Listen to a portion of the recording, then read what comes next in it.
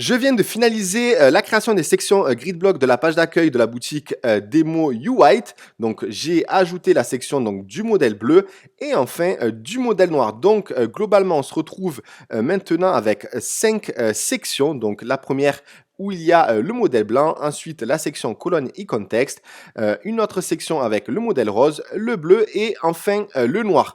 On va intégrer maintenant le produit, donc le produit qui a les 4 variantes couleurs. Donc on va considérer ici qu'on attaque la stratégie monoproduit. Donc pour ce faire, on va se rendre toujours depuis l'éditeur Shopify de Fastlane dans Add Section.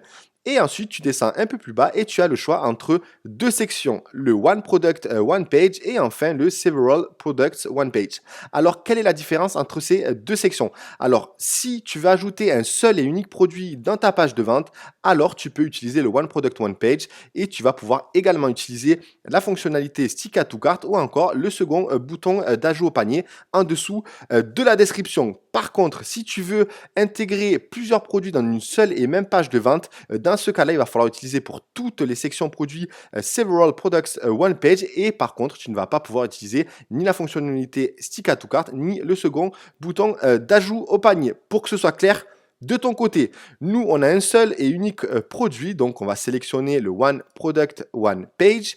On va aller chercher le produit qu'on a créé en amont, donc dans les vidéos précédentes. Donc le travail est déjà fait. J'ai juste à sélectionner le produit en question et qui a donc les 4 variantes.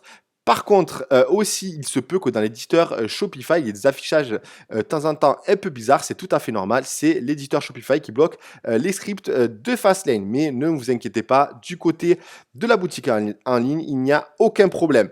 Ensuite, on va activer forcément la description, donc qui est un peu plus courte pour ce produit que les autres. Donc, je l'ai expliqué également dans les précédentes vidéos. Je ne vais pas activer le Sticky Add to Cart.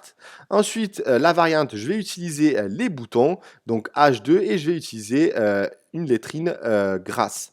Ensuite, en ce qui concerne les effets, je vais ajouter un fade in, même si par défaut il y est, étant donné que je l'ai mis dans général, donc pour les sections ici, dans Effects, comme on l'a vu ensemble, donc les sections et fade in par défaut donc de 2 secondes. Mais je vais les ajouter ici à titre d'exemple. Donc fade in 2 secondes. Pareil pour la description, etc. Voilà, bottom, fade in, hop là, 2 secondes.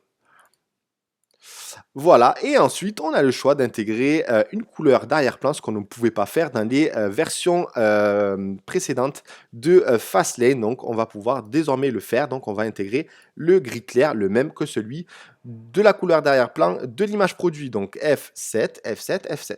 Et je sélectionne. Ensuite, est-ce qu'on va mettre une bordure? Non, puisqu'en haut, on a déjà une couleur d'arrière-plan noir. Et ensuite, je ne sais plus ce qu'il y a, mais je crois que juste en dessous, on avait mis quoi? On avait mis une FAQ avec une couleur d'arrière-plan blanche. D'ailleurs, on a mis donc une petite bordure tout de même. Donc, je vais l'ajouter pour dissocier vraiment le blanc avec le gris clair. Donc là, ça passe, c'est pour ça que je l'ai ajouté. Mais au-dessus, je n'en ai pas mis. Donc, c'est parti. Je vais mettre donc Bottom Border Color. Je vais mettre une couleur un peu plus foncée, voilà, comme celui-ci. Et ensuite, on va mettre bien sûr un pixel. Forcément, sinon ça ne fonctionnera pas comme ici, donc ça va très bien. Et ensuite, j'ai juste à enregistrer et le tour est joué. Voilà donc en ce qui concerne la section produit. Donc encore une fois, faites attention avec le One Product One Page et le Several Product One Page.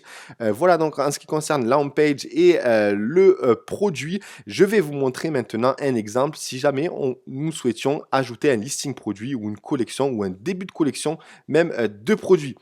À tout de suite dans la prochaine vidéo. Merci.